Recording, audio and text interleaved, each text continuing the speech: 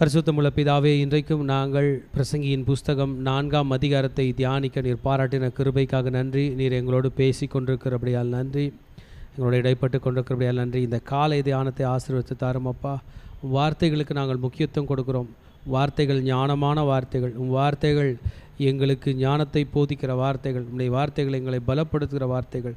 ஒரு விசை கூட இந்த வார்த்தைகளை நாங்கள் தியானிக்க கர்த்தாவை எங்களுக்கு நீர் ஸ்லாக்கியம் கொடுத்தபடியால் நன்றி. இதை கேட்டுக்கொண்டிருக்கிற பார்த்து கொண்டிருக்கிற எங்களோடு தியானிக்கிற மக்கள் அனைவரையும் கர்த்தர் நீர் ஆசீர்வாதங்களை கட்டளையிட்டு எங்களை பாதுகாப்பீராக, எங்களோடு பேசுவீராக. இயேசுவின் ரத்தம் ஜெயம். இயேசுவின் நாமத்தில் ஜெபிக்கிறோம் நல்ல பிதாவே, ஆமேன்.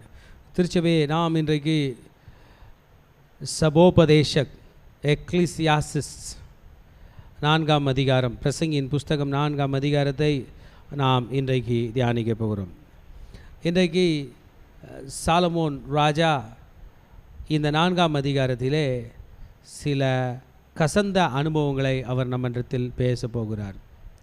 சரி, இனிமையான அனுபவங்கள் என்று எடுத்தோம் என்றால், இனிமையான அனுபவங்கள் கூட கசந்த இனிமையான அனுபவங்கள் என்று நாம் சொல்லலாம். பிட்டர் ஸ்வீட்னஸ் என்று சொல்வார்கள், இனிமைக்கு நடுவிலே உள்ள கசந்த அனுபவங்கள். So every accomplishment will have some bitterness and every part of life should have some bitterness so that you can accomplish something. So அப்படி இருக்கும் பொழுது, ஒரு நம்பிக்கை இல்லாத இந்த உலகத்திலே பல காரியங்களை சாதிக்கும்போது என்ன நடக்குது என்பதை பற்றி தான் நம்மோடு கூட இன்றைக்கு பிரசங்கி பேச போகிறார். இதில் நாம் இன்றைக்கு 2 பகுதிகளாக இதை நாம் படிக்க போகிறோம். இதில் மொத்தம் 16 வசனங்கள் இருக்கின்றன. இந்த 16 வசனங்களை நான் 2ஆக பிரிக்கப் போகிறேன்.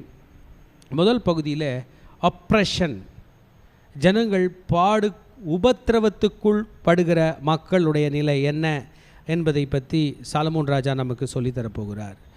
இதை நாம் முதல் பகுதியாக படிக்கலாம், 3ஆம் வசனம் வரைக்கும்.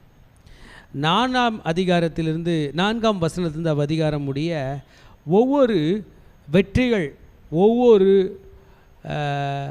சாதனைகள் என்று சொல்லலாம், அதை எப்படி மனிதன் சாதிக்கிறான், அதனாலே அவனுக்கு வருகிற கஷ்டங்கள், how is he going to accomplish things and what are the things that he is going to accomplish.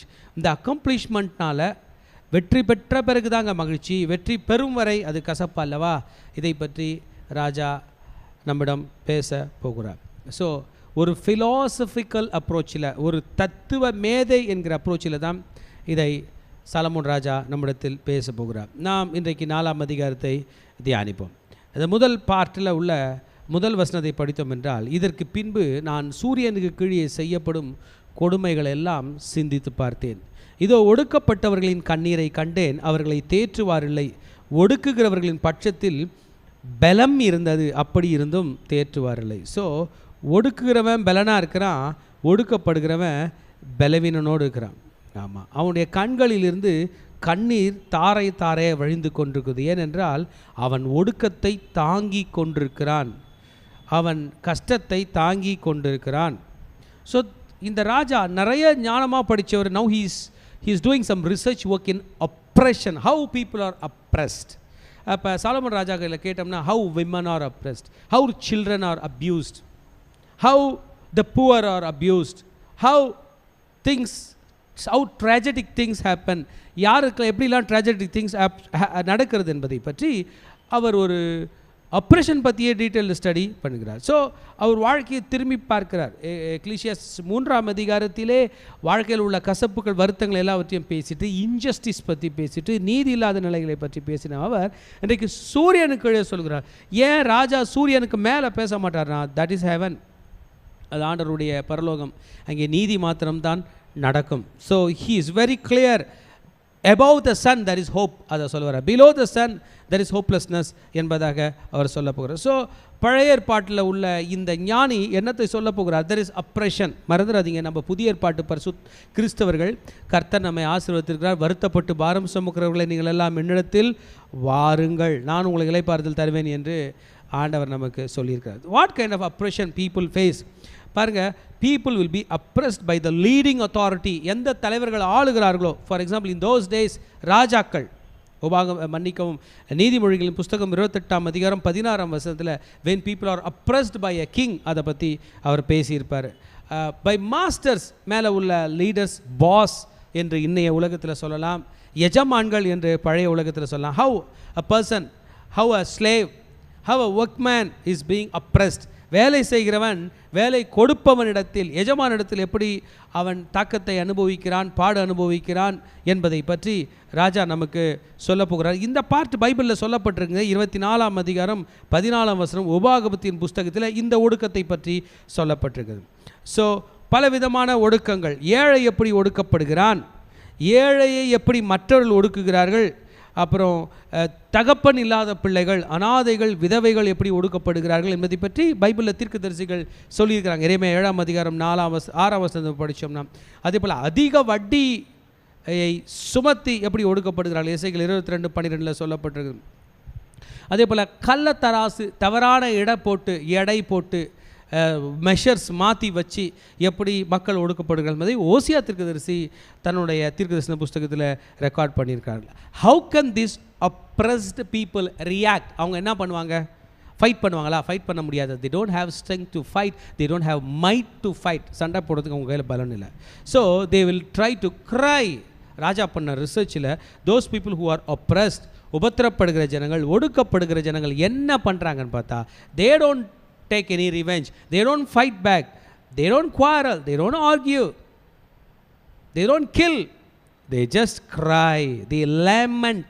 அழுறாங்க, புலம்புறாங்க, without any comforter. அழாதடா என்று சொல்லுகிற அளவுக்கு யாரும் இல்லாத கண்ணீர் தான் உலகத்தில் உபத்திரப்படுகிற மக்களுக்கு இருக்கிறது என்பதை அன்றைக்கு இந்த ஞானி சொல்லுகிறான். நமக்கு எல்லாரும் தெரியும், வெளிப்படத்தில் விசேஷம் சொல்லப்பட்டிருக்குது, ஆட்டுக்குட்டியானவர் தாமே அவர்கள் கண்ணீர் யாவையும் துடைப்பார்.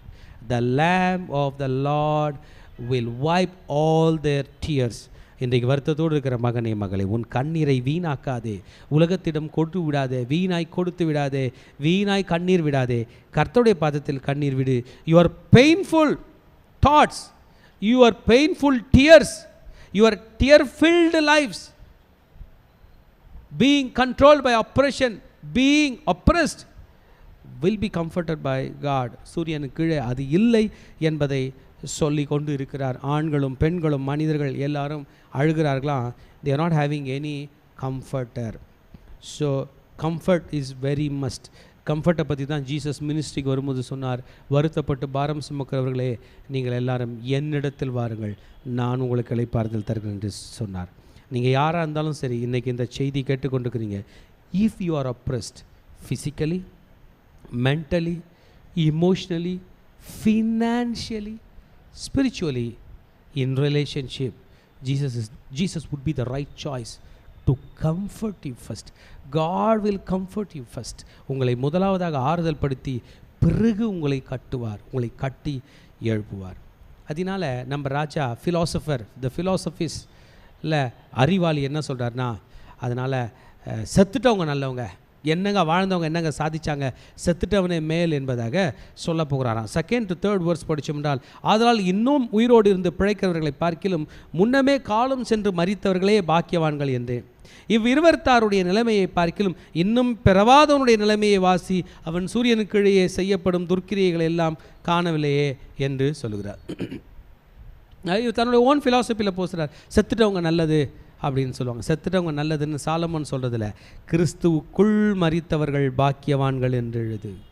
ரட்சிக்கப்பட்டு மரித்தவர்கள் தான் பரலோகத்தில் செல்ல முடியும். அதனால் மரித்தவங்க மேலுன்னு சொல்கிறதுக்கு ஒன்றும் இல்லை. பட் இவர் ஃபிலாசபி சொல்கிறார், தத்துவத்தில் சொல்கிறார். ஆனால் இன்னொன்றும் சொல்கிறார், பறக்காமல் இருக்கிறவங்க இன்னும் மேல். அப்போனா எனக்கு தோன்றுகிறது தன்னுடைய சுய கருத்தை இந்த இடத்துல அவர் பதிவிடுக விரும்புகிறார். ஏன்? there is no justice, அதனால் நீ பிறந்தது waste.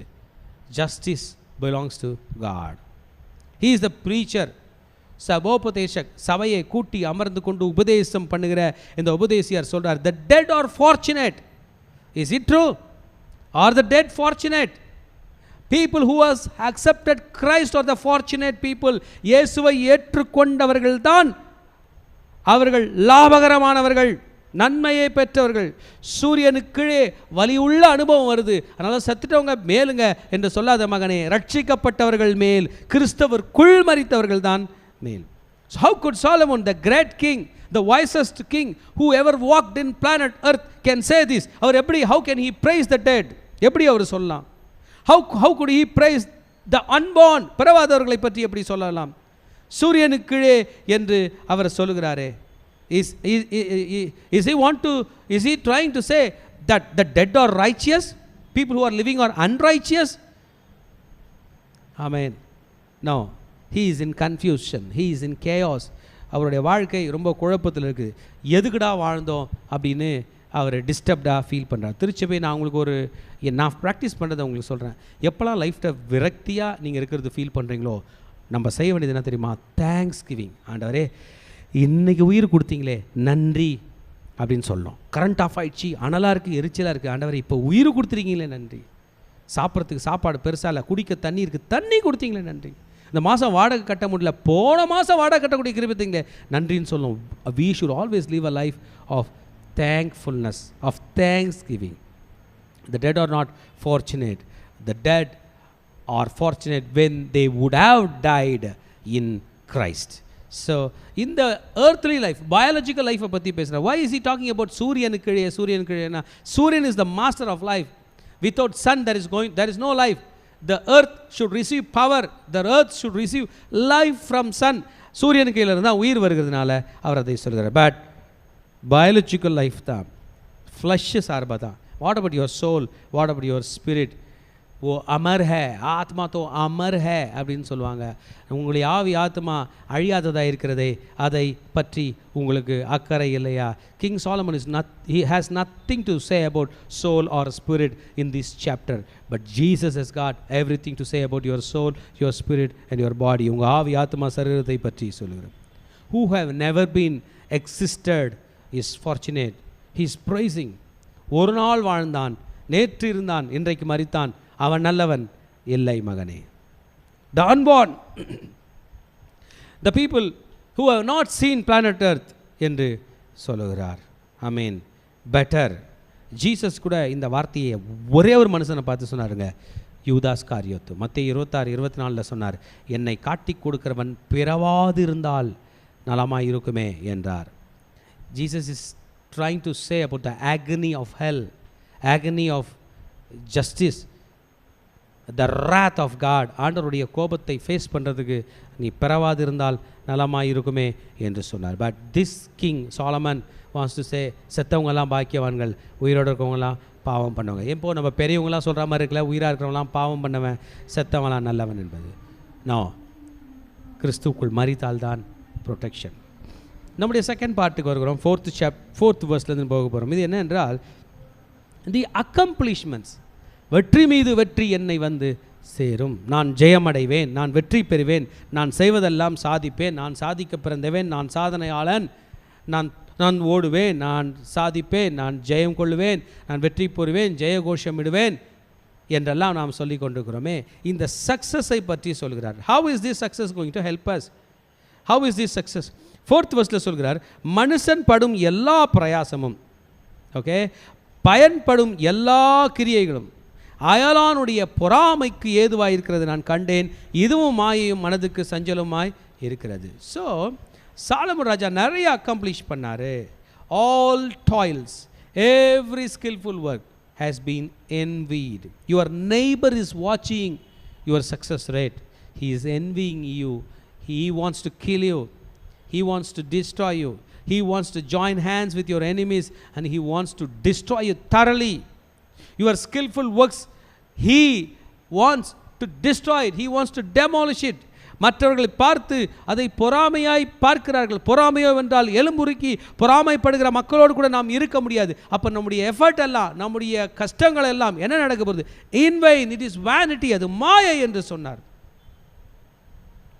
You are upright, you are good, you are doing good business, நீங்கள் நல்லா படிக்கிறீங்க, லைஃப்பில் முன்னுக்கு வருகிறீர்கள். ஆனால் மற்றவர்கள், உங்கள் நெய்பர், உங்கள் அருகில் இருக்கிறவர்கள் உங்களை பொறாமையோடு பார்க்கிறார்கள் என்பதை பற்றி ஞானி நமக்கு சொல்லிக் கொடுக்கிறார். நம்ம கூட யோசித்து பார்த்தோம்னா அது ரியலாக தாங்க இருக்குது. It's real. அதனால தான் we should be very careful. Don't expose everything to others so that they will envy you. உங்களுக்கு பிடிக்கும், அவங்க பொறாமைப்பட்டாங்கன்னா நல்லா இருக்குன்னு நினைக்கிறீங்களே? No, it will act against us. Time வரும்போது நம்முடைய வெற்றிகளை எல்லாம் அவர்கள் நிராகரிக்க பார்ப்பார்கள், முடிந்தால் அதை டிஸ்ட்ராய் பண்ண பார்ப்பார்கள். மூடன் தன் கைகளை கட்டிக்கொண்டு தன் சதையே தின்கிறான். மீனிங் டு சே, மூடதனமாய் ஆக்ட் பண்ணுகிறவர்கள், த ஃபூல். இதை பற்றி so he wants to consume his own flesh. அப்படின்னா என்னென்னா, அவன் செய்கிற ஆக்ஷன்லாம் அவன் வாழ்க்கையை கெடுத்துரும், அவன் வேலையை கெடுத்துரும், அவன் பேசுகிற பேச்சு அவன் ஃப்யூச்சரை கெடுத்துரும், அந்த மாதம் சம்பளம் வராமல் பண்ணுறோம். இப்படிப்பட்டவனை தான் சொல்லுகிறார். So he uses his hands to destroy his own flesh. தான் கையை வச்சா தன் உடம்பை குத்தி கொள்கிறான், தனக்கு தீங்கு உண்டாக்கி கொள்கிறான். His hands are working something which will destroy him and his own family. தன்னுடைய 2 கைகளை வைத்துக்கொண்டு தன்னை தானே அட்டாக் பண்ணி கொள்ளுகிறான். இதை தான் சொல்லுகிறார். வருத்தத்தோடும் நெக்ஸ்ட் வேர்ஸ்க்கு வருகிறார், மனசஞ்சலத்தோடும் 2 கைப்பிடி நிறைய கொண்டிருப்பதை பார்க்கலாம், அமைச்சலோடு 1 கைப்பிடி நிறைய கொண்டிருப்பதே நலம். ஸோ வருத்தத்தோட எக்ஸ்ட்ரா வச்சுக்க வேண்டாம். So hard work and success உங்களுக்கு வருகிறது, பட் கூட ப்ராப்ளம் வச்சுக்காதீங்க. என்கிட்ட நிறைய பணம் இருக்குது, அதே போல் நிறைய கடன் இருக்குது, வேண்டாம். கடன் இல்லாத ஒரு வாழ்க்கை. என்கிட்ட எனக்கு நிறைய வேலை இருக்குது, ஆனால் நிம்மதியே இல்லை. நோ, 2 கை நிறைய வச்சுக்கிட்டு பிரச்சனையோடு இருக்கிறத விட 1 கையோடு இரு. என்ன பெரியவங்க சொல்லுவாங்க பாருங்கள், விரலுக்கேற்ற வீக்கம் உன் கையே உனக்கு உதவி அப்படின்னு சொல்கிறது போல், உன் கையினால் என்ன முடியுமோ அதை தான் நீ செய்ய வேண்டும் என்பதை ஞானி இங்கே நமக்கு சொல்லிக் கொடுக்கிறார். திரும்பி பார்க்கிறார், திரும்பி தன்னுடைய ரிசர்ச்சை நம்ம கையில் ப்ரெசென்ட் பண்ணுறார். ஃபஸ்ட்டு என்ன சொன்னார்? ஒடுக்கத்தை பற்றி பேசினார். ஒடுக்கப்படுறவங்கள காப்பாற்ற ஆள் இல்லை, ஹெல்ப் பண்ண ஆள் இல்லை, ஏங்க தேட்டுறதுக்கே ஆள் இல்லைங்க என்று சொன்னார். அப்புறம் ஹார்ட் ஒர்க் பற்றி, வெற்றி பற்றி சொன்னார். நீ என்ன ஹார்ட் ஒர்க் பண்ணாலும் எதிர இருக்கிறவன் உன் நண்பன், மற்றவர்கள் உன் மேலே பொறாமப்படுறாங்க, அதனால் உனக்கு ஆபத்து தான் என்று சொன்னார். பிரயாசப்படுகிறது வேஸ்ட் என்று சொன்னார். நீங்கள் மூடதனமாக வாழ்ந்தீங்கன்னா அது உங்களுக்கு அகேன்ஸ்டாக ஒர்க் பண்ணணும், மூடதனமாக பேசுனீங்க உங்களுக்கு அகேன்ஸ்டாக ஒர்க் பண்ணணும் என்று சொன்னார். நிறைய ப்ராப்ளம் வச்சுக்காதீங்க, 2 கை நிறைய வச்சுக்கிட்டு பிரச்சனையை வச்சுக்காதீங்க, கொஞ்சமாக வச்சுக்கிட்டு ப்ராப்ளம் கம்மியாக இருங்க என்று சொன்னார். இப்போ என்ன பண்ணுறாருனா, இன்றைக்கி இந்த 7th வேர்ட்ஸில் வேறொரு காரியத்தை பார்த்தாராம். இன்னொரு ரிசர்ச் பேப்பர், இன்னொரு டாபிக் ப்ரெசென்ட் பண்ணுறார். அது என்னென்னா, ஒருவன் ஒண்டிக்காரனாக இருக்கிறான், தனியாகவே இருக்க பார்க்குறான், உடனாளியும் இல்லை, பிள்ளைகளும் இல்லை, சகோதரனும் இல்லை, ஆனால் வேலை வேலை வேலை செஞ்சு சம்பாதிக்கிறான். அவன் கண் திருப்தி ஆகிறதில்லை, யாருக்கடா இவ்வளோ சேர்க்குறனா கூட சேர்க்கறதில்லை, நன்மை அனுபவிப்பதில்லை, யாருக்கு பிரயாசப்படுகிறான் என்றும் சொல்ல முடியல. ஒரு சக்கரத்தில் போட்டு சுற்றுறது போல் பணத்துக்காக ஓடுகிறான், தீராத தொல்லையாயிருக்கிறான். இதுவும் அவனுக்கு மாயை. So what is the wise man trying to say? What is the wise king want to say? If you are alone, if you are without family, if you are without close friends, அது வேஸ்டான வாழ்க்கை என்று சொல்லுகிறார். And still you are hard working and you are gaining more. நீங்கள் நிறைய சம்பாதிக்கிறீங்க, you are not examining your life. யாருக்கு சம்பாதிக்கிறோம் examine பண்ணாமல் இருந்தீங்கன்னா எல்லாம் மாயை. So you need to have people who can celebrate with you. You need to have people who can eat with you. You need to have people who can enjoy with you. You need to have people always around you. This is the blessing of hard work. உங்களுடைய வாழ்க்கையினுடைய ஆசீர்வாதமே உங்களை சுற்றிலும் மக்கள் இருப்பது, நீ தனியாக இருப்பது அல்ல என்பதை பற்றி ராஜா நமக்கு சொல்லித் தருகிறார். சாலமன் ராஜா சொல்கிறார், don't be alone, don't be a single man, always be a family. See, we have got 2 families. ஒன்று வந்து நம்ம பிறந்த ஃபேமிலி, அது நம்ம குடும்பம். இன்னொன்று வந்து இந்த ஸ்பிரிச்சுவல் ஃபேமிலி, நம்முடைய ஆவிக்குரிய குடும்பம். சபையிலும் நிறைய சகோதரிகள் உண்டு, குடும்பத்திலும் நம்மோடு கூட பிறந்தவர்கள் பெற்றோர் உண்டு.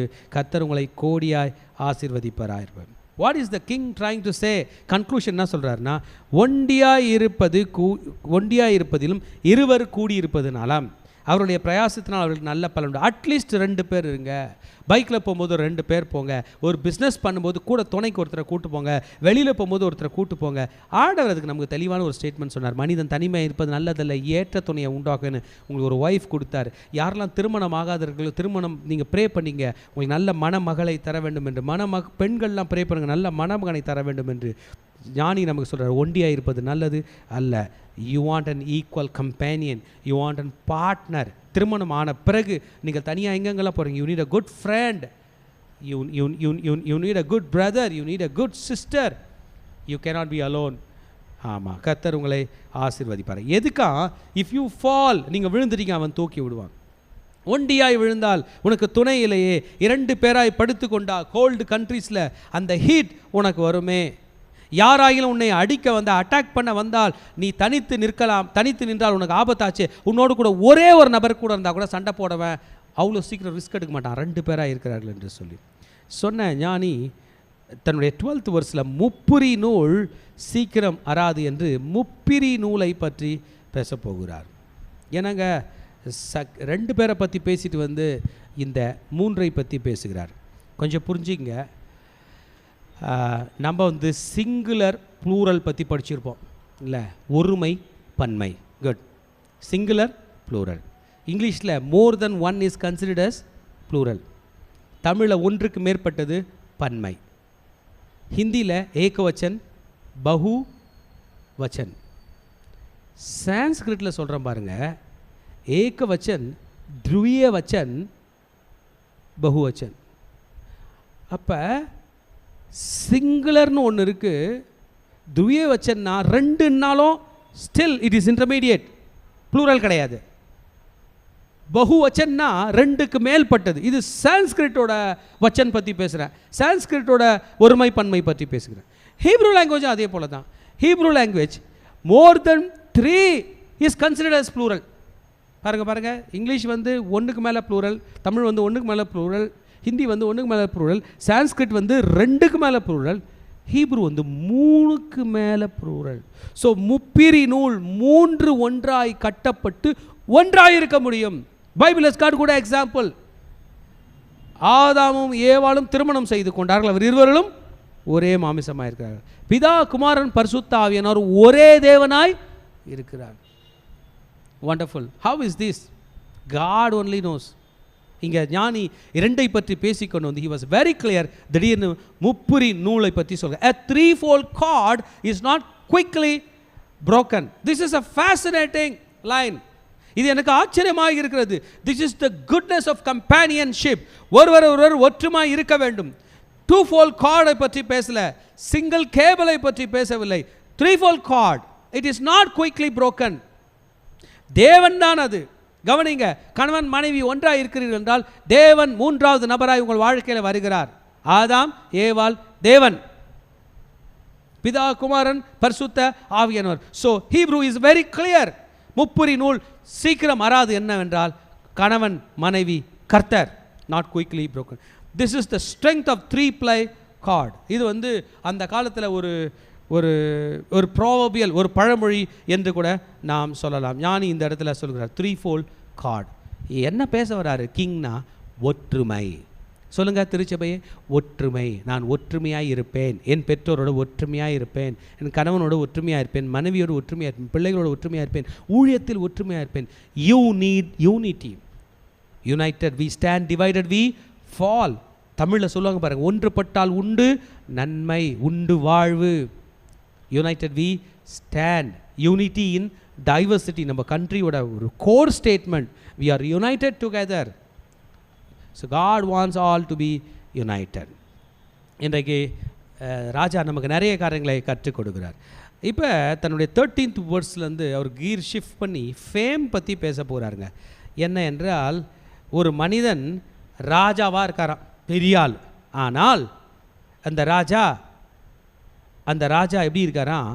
யார் சொல்கிற பேச்சே கேட்காத கிழவனாக இருக்காராம், மூடனாக இருக்காராம். ஆனால் ராஜா, யாருக்கு வேணும் அந்த பேர். ஆனால் ஒரு பையன் இருக்கான், அவன் ஏழையாக இருக்கான், ஆனால் அறிவாளியாக இருக்கான், இளைஞனாக இருக்கான். He is good. எப்படி பாருங்கள், நீ ராஜாவாக இரு, என்ன பிரயோஜனம்? So your fame is not going to help. நான் எனக்கு ஃபேம் வந்துருச்சு, எனக்கு பேர் வந்துருச்சு, நான் பெரிய ஆள் ஆகிட்டேன், நான் பதவிக்கு வந்துட்டேன். No no no no no no cannot. It is better to be poor and wise than to be a person with fame and short lived. வேண்டாம். இது பேரும் புகழும் உன்னை விட்டு போகும். நீ மனிதர்களால் மெச்சிக்கொள்ளப்படத்தக்கவனாயிருக்க வேண்டும் என்பதை பற்றி சொல்லுகிறார். அதனுடைய கண்டினியூஷன் பாருங்க. சிலர் அரசால வருகிறவர்கள் எங்கிருந்து வருகிறார்களாம்? சிறைச்சாலையிலிருந்து கூட புறப்பட்டு வருவார்களாம். ராஜாவா பிறந்து ஏழை அவர்கள். நான் எக்ஸாம்பிள் சொல்கிறேங்களே, ஜோசப் சிறைச்சாலையிலிருந்து ஆள வந்தார். He is a prime minister. Amen. ஜெதக்கியா தாவீதோட வாரிசில் வந்த கடைசி ராஜாவாக இருந்து சிறைச்சாலைக்கு போயிட்டான், ஏழையாக போயிட்டான். ஃபேம். ராஜாவாக இருந்து ஃபேம் போச்சு, ஏழையாக இருந்து சிறைச்சாலையிலேருந்து ஃபேம் வந்துச்சு. So fame is temporary. Fame has to be contained. Fame has to be protected. Fame has to be taken care of. Fame is vanity. Fame is in vain. நல்ல பேர், நல்ல பேர், பேரும் புகழும், பேர் என்று சொல்லுகிறாயே, புகழ் என்று சொல்லுகிறாயே, அதுவே ஒரு மாயை என்று சொன்னார். Great wealth, status, name, everything will be gone. That is vanity என்பதாக ராஜா நமக்கு சொல்லி தருகிறார். சூரியனுக்கு கீழே ஜீவனுள்ளோர் யாவரும் ராஜாவின் பட்டத்துக்கு வரப்போகிற பிள்ளையின் பட்சத்தில் சார்ந்திருப்பதை கண்டேன். அப்போனா என்ன அர்த்தம்னா, பழைய ராஜாவோட ஃபேம் போயிடும், புதிய ராஜா வருவார். ஸோ அந்த மனுஷனுக்கு பேர் இல்லை, அந்த பதவிக்கு பேர். The power lies in the position, not in the person. The power lies in the position and not in the person. இவன் தான் ராஜாவாக போகிறானதும் எல்லாரும் அந்த சைடு போயிட்டாங்க. அப்போ உண்மையாக இருந்த மனிதனை விட்டு விடுவார்கள். Who will stand for you eternally? God. வாலிபம் நம்மை விட்டு போகும். வாலிபத்தில் கூட இருந்தவர்கள் இல்லாதவர்கள் போவார்கள். அப்போ யார் இருப்பா கடைசி வரைக்கும்? கர்த்தர். பணம் நம்மை விட்டு போகும், அது போனாலும் யார் இருப்பார்? நம்ம கூட கர்த்தர். பலம் நம்மை விட்டு போகும், பலம் நம்மை விட்டு போனாலும் யார் நம்மோட கூட இருப்பார்? கர்த்தர். So it will move, let it move, God will not move, let it leave, God will not leave என்பதை நமக்கு இங்கே கற்று தருகிறார் சாலமோன் ஞானி. நம்முடைய 16th verse வருகிறோம். அவர்களுக்கு முன் அப்படி செய்த ஜனங்களின் லக்கத்திற்கு முடிவில்லை, இனி இருப்பவர்கள் இனிமேலும் பிரியம் வையாமற் போவார்கள், இதுவும் மாயையும் மனதுக்கு சஞ்சலமாய் இருக்கிறது. So position, the position, the afterward people, பின்னால் வருகிற தலைமுறை உங்களை கொண்டாடாது. பழைய பீப்புளை யங்கர் ஜென்ரேஷன் கொண்டாது. யங்கர் ஜென்ரேஷனுக்கு ஒரு லீடர் இருப்பார், அவரை தான் கொண்டாடுவாங்க. யங்கர் ஜெனரேஷனுக்கு ஒரு ஹீரோ இருப்பார், அவர் தான் கொண்டாடுவாங்க. What about the older hero? அவரை ஓல்டர் ஜென்ரேஷன் கொண்டாடிட்டாங்க, எவ்ரி திங் இஸ் கான். அப்போ அவரோட ஃபேம் ஷார்ட் லிவ்டு, அவரோட ஃபேம் போயிடுச்சு. So fame is not entire, fame is not eternal, fame is not going to stand with you entire livelihood. No, entire life டைமில் அது இருக்க போகிறதில்ல. Only God's grace will be entire, will be present with you in your entire lifetime. God's grace is eternal, the love of God is eternal. தேவனுடைய அன்பு உங்களுக்கு நிரந்தரமாக இருக்கும், தேவனுடைய பாசம் நிரந்தரமாக இருக்கும், ரட்சிப்பு நிரந்தரமாக இருக்கும். சூரியனுக்கு மேலே, beyond the premises of sun, beyond the power of sun, beyond the boundary of sun, beyond the electric field, beyond the magnetic field of the sun, God's protection is there for us. What is he saying? என்ன சொல்லி முடிக்க போகிறார்? Everything is vanity, எல்லாம் மாயை, காற்றை கையில் பிடித்து கொண்டு இருக்கிறது போல் இருக்கிறது என்று சொல்கிறார். All things are in vein, everything is vanity, everything is vanity, grasping for wind. நீங்கள் கையில் காற்றை பிடிக்கிறது போல் இருக்கிறது, இதுவும் மாயை, மனதுக்கு சஞ்சலமாக இருக்கிறது என்று சொன்னார். So human glory is not eternal. The pinnacle of human glory is temporary. You cannot be present there always. So people are caught, people are stranded with idea that they can be strong, they can be powerful, their fame will be always. Ultimate is empty. The ultimacy, the ultimatum is vanity. The achievements are in vain. So start பண்ணும்போதே சொன்னார், those accomplishments will be bitter, will be sweet, but in vain.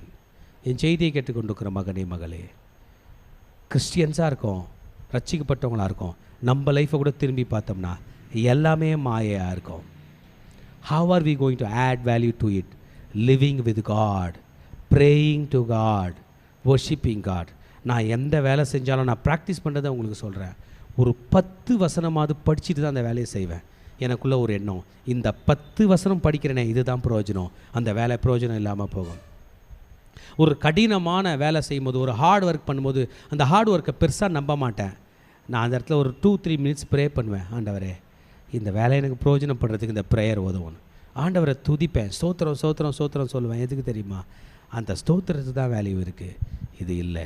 Jesus ஒரு clear statement சொல்லியிருப்பார் திருச்சபையே, முதலாவது தேவனுடைய ராஜ்யத்தையும் அவருடைய நீதியையும் தேடுங்கள், அப்பொழுது இவைகளெல்லாம் உங்களுக்கு கூட கொடுக்கப்படும். மத்தேயு 6:33 சொல்லியிருப்பார். Seek ye the kingdom of God and the righteousness of God, and all these things will be added unto you. திருச்சபையை தேவனுடைய நீதியும் தேவனுடைய ராஜ்யத்தையும் தேடாமல் all these things பின்னாடி போனோம்னா நம்மளும் இந்த சாலமோன் போல வேனிட்டியில் தான் போவோம். உங்களுக்கு தெரியுமா, சாலமோன் கட்டாத வீடு இல்லை, பார்க்காத ஞானம் இல்லை, செய்யாத திருமணம் இல்லை, ட்ரேட் பண்ணாத கோல்டு இல்லை, ட்ரேட் பண்ணாத சில்வர் இல்லை. அவர் அந்த காலத்தில் ஷிப் பில்டிங் இண்டஸ்ட்ரியை வச்சிருந்தார். என்னாச்சு சாலமோன்? he left God. தன் வாழ்க்கையில் வேல்யூ ஆட் பண்ணுகிற, தன் வாழ்க்கையில் மதிப்பை கூட்டுகிற, தன் வாழ்க்கையிலே சந்தோஷத்தை கூட்டுகிற, நிம்மதியை கூட்டுகிற கர்த்தரை விட்டார். ஆனால் தான் அவர் இப்படி புலம்புறாரு. நீங்களும் நானும் புலம்பல் பாடுகிறவர்களாய், கவிதை எழுதுகிறவர்களாய் இருக்க வேண்டாம். நீங்களும் நானும் துதிக்கிறவர்கள். we will praise God. நம்ம இவரை போல வேதாந்தம் பேசுகிறவர்கள் அல்ல, நாம் வேதத்தை பேசுகிறவர்கள். we are not here standing to speak philosophy, we are here to speak the truth of God, the word of God. all our accomplishments has been done by Jesus Christ. சிலுவையில் தன் உயிரை விடுவதற்கு முன்பதாக சொன்னார், it is finished, எல்லாம் முடிந்தது என்று சொன்னார் இயேசு. he has accomplished and I will celebrate it, I will enjoy it. அவர் முடித்தவைகளை நான் ஏற்றுக்கொண்டு மகிழ்ச்சியாய் வாழ்வேன். வாங்க திருச்சபை நம்ம எழுந்திருப்போம். எக்லீசியாஸ்டஸ் 4 சபோபதேசக் சத்வா அத்தியாய். நீ இந்த பிரசங்கின் புஸ்தகம் 4ஆம் அதிகாரம் இந்த காரியத்தில் அப்ரஷனை பற்றி பேசி எல்லா ஞானத்தையும் கொடுத்த ஞானி எல்லாம் வெயின், இன் வெயின், வேனிட்டி, மாயை என்று சொன்னார். மாயை இல்லாத அன்பை, இன்ப துன்ப நேரங்களில் நமக்கு உதவி செய்கிற தேவனை நாம் ஆராதிப்போம். நாம் எழுந்து நிற்கலாமா? வாங்க கர்த்தரை ஸ்தோத்தரிப்போம். துதிக்கிறோமே துதிக்கிறோமே துதிக்கிறோமே துதிக்கிறோம், உம்மை புகழ்கிறோமே புகழ்கிறோமே புகழ்கிறோம். நித்தியமான தேவனை, நிரந்தரமான தேவனை, ராஜாதி ராஜனை நீங்களும் நானும் ஆராதனை செய்யலாமா? திருச்சபையே, வல்ல தேவனை, வல்ல தேவனை, ராஜாதி ராஜானை, ராஜாதி ராஜனை, தேவாதி தேவனை, கர்த்தாதி கர்த்தனை, கர்த்தாதி கர்த்தனை துதிக்கலாமா? ஓ ரீதா பாஷா ரபா பாபா பாபா ரா ரா ரா கா ரா பாபா பாபா. ஓ ரே ரே ரே.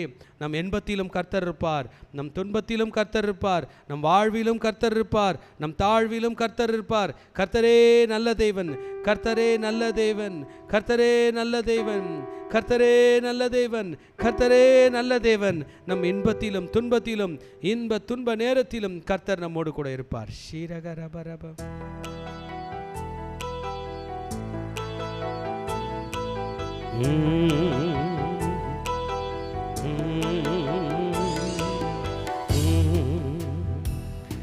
என் இன்ப துன்ப நேரம் நானும் உம்மை சேருவே.